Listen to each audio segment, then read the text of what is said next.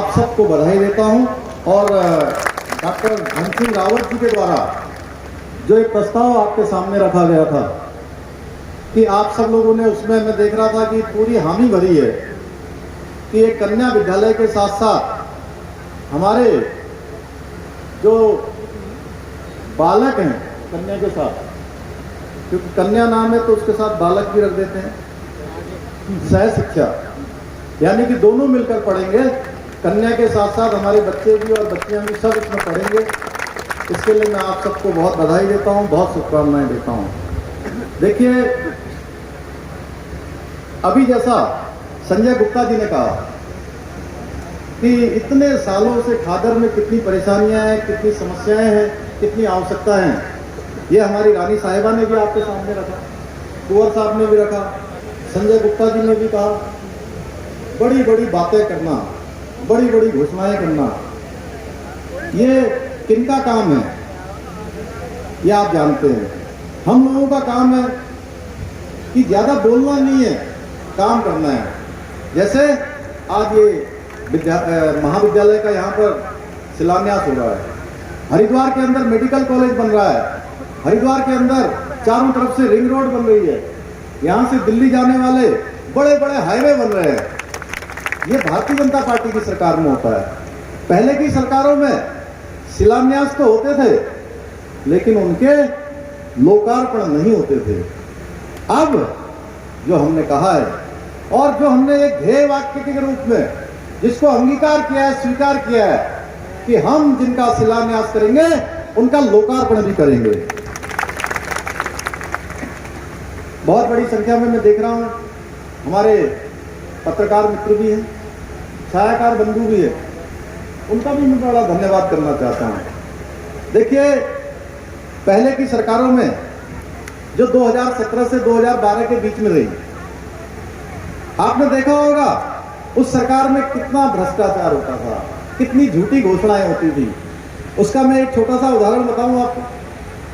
देखिए, हम आश्वासन देने पर और घोषणाएं करने पर विश्वास नहीं करते। हालांकि जो कैंपेन साहब ने कहा है कि घोषणा कर दीजिए, वो हम घोषणा करेंगे तो वो घोषणा पूरी करेंगे, उसको अधूरा नहीं छोड़ेंगे।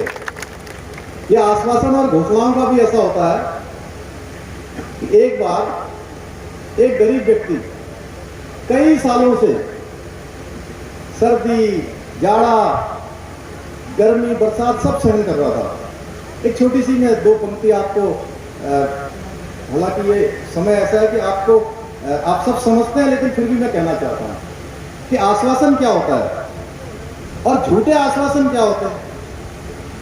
कि उसको बहुत सर्दी लग रही थी और कई सालों से मैं सर्दी में रहता था। इसी बीच क्या हुआ, एक दिन कोई अच्छे से कपड़े पहन के एक व्यक्ति आए उनके पास और बोले कि मैं आपको कल कंबल दे दूंगा, कल सर्दी के लिए आपके लिए मैं बढ़िया सा कंबल लेकर आऊंगा। और जब जो व्यक्ति 2 साल से बिना कंबल के रह रहा है और उसको कंबल दिखने की जब आस हो गई, उसके मन में विश्वास जग गया कि मुझे कंबल मिलने वाला है, कंबल मिलने वाला है। और जब एक दिन बीत गया और वो कंबल नहीं मिला तो जानते हैं क्या हुआ, जो व्यक्ति 2 साल तक बिना कंबल के रह रहा था उसकी एक दिन में ही जान निकल गई, वो अलविदा कह गया, वो दुनिया से चला गया। तो इस प्रकार का काम हम नहीं करना चाहते हैं। हमने कहा है पहले दिन से हम सरकार पारदर्शिता के आधार पर चलाएंगे।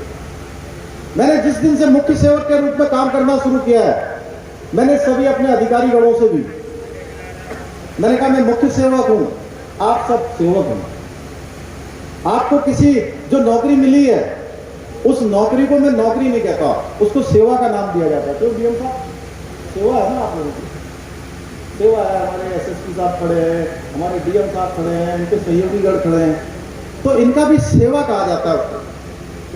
आपको बहुत पढ़े लिखे, तो सेवा करनी है। और इसके लिए हमने कहा है कि मैं और हमारे सभी सहयोगी लोग हम नो पेंडेंसी के आधार पर सरकार चलाएंगे। नो पेंडेंसी यानी कि कोई भी पेंडेंसी नहीं रहेगी, यानी कोई कागज किसी भी कार्यालय पर नहीं पड़ा रहेगा। कोई समस्या आई है तो उस समस्या का निदान होगा, उस समस्या का समाधान होगा। अगर नहीं हो सकता होगा तो उसको भी बताया जाएगा।